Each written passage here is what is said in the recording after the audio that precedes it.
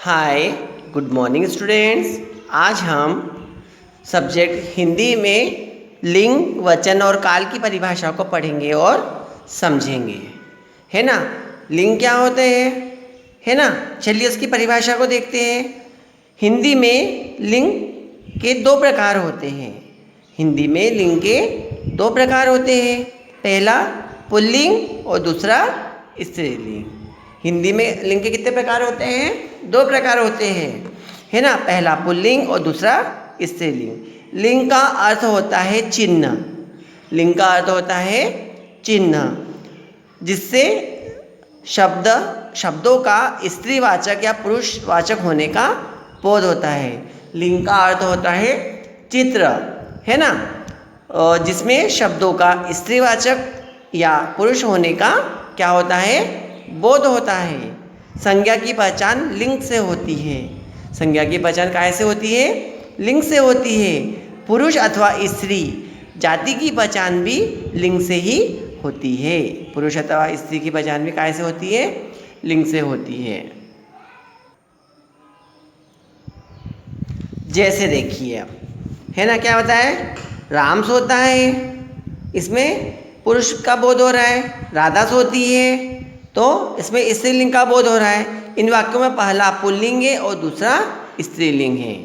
राम सोता है, ये कौन सा लिंग हुआ? ये पुल्लिंग हुआ। और राधा सोती है, तो ये दूसरा क्या हुआ? स्त्रीलिंग हो गया, है ना। चलिए अब हम वचन के पर आते हैं, है ना। वचन में देखिए क्या है। अब आते हैं वचन पर। हिंदी में वचन दो प्रकार के होते हैं।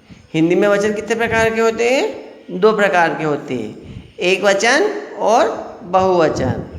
एक वचन और बहुवचन। एक का बोध कराने वाले एक वचन होते हैं। एक का बोध कराने वाले क्या होते हैं? एक वचन होते हैं। और एक से अधिक का बोध कराने वाले बहुवचन होते हैं। आपकी बुक्स में दिया हुआ रहता है, जैसे गाय का, गाय बोले तो एक गाय, गाय बोले तो बहुत सारी गाय, है ना। एक से अधिक होने का बोध होता है। जैसे लड़का पढ़ रहा है, लड़का पढ़ रहा है, इसमें किसका बोध हो रहा है? केवल एक लड़के का बोध हो रहा है।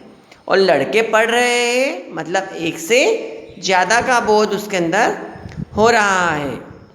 तो ये है एक वचन और बहुवचन, ठीक है। इन वाक्यों में पहला वाक्य एक वचन है और तथा दूसरा वाक्य बहुवचन है। जैसे एक लड़का जैसे लड़का पढ़ रहा है, तो उसमें एक वचन वाक्य का प्रयोग हुआ है। और लड़के पढ़ रहे हैं, तो उसमें दूसरा बहुवचन के लिए यूज़ हुआ है, ठीक है। चलिए अब आते हैं हम काल की डेफिनेशन पर, है ना। काल में देखिए परिभाषा। क्रिया के जिस रूप से उसके होने का बोध होता है, क्रिया के जिस रूप से उसके होने के समय का बोध होता है, उसे हम क्या कहते हैं? काल कहते हैं। काल के तीन भेद होते हैं। इंग्लिश में टेंस पढ़ते हैं ना, प्रेजेंट, पास्ट एंड फ्यूचर, वैसे हिंदी में भी तीन काल बताए गए हैं। हिंदी में टेंस बोलते हैं, इंग्लिश में टेंस बोलते हैं और हिंदी में उसे काल कहा गया है। काल स्थितियाँ, है ना। काल के तीन भेद होते हैं। हिंदी में भूतकाल, वर्तमान काल और भविष्य काल। और इंग्लिश में कौन टेंस क्या बोलते हैं? Present tense, past tense and future tense, ठीक है। चलिए अब आते हैं हम 1 नंबर पर, भूतकाल पर। भूतकाल मीन्स क्या होता है? देखिए, भूतकाल बीते समय का बोध कराता है।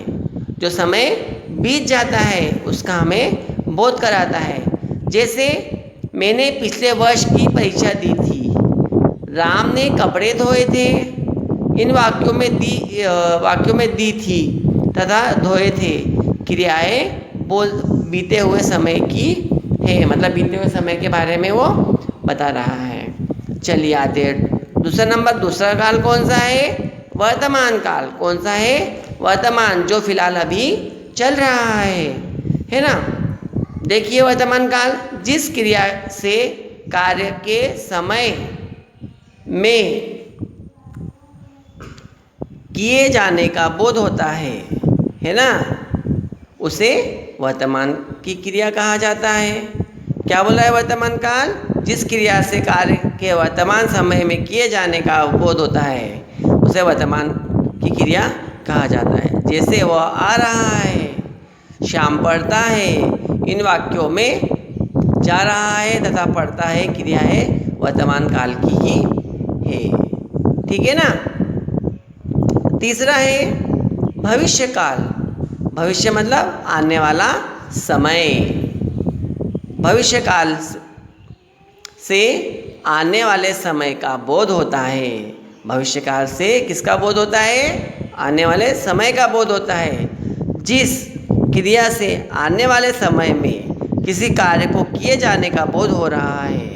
क्या बोल रहा है? जिस क्रिया से आने वाले समय में किसी कार्य को किए जाने का बोध हो रहा है वह भविष्य काल की क्रिया कही जाएगी।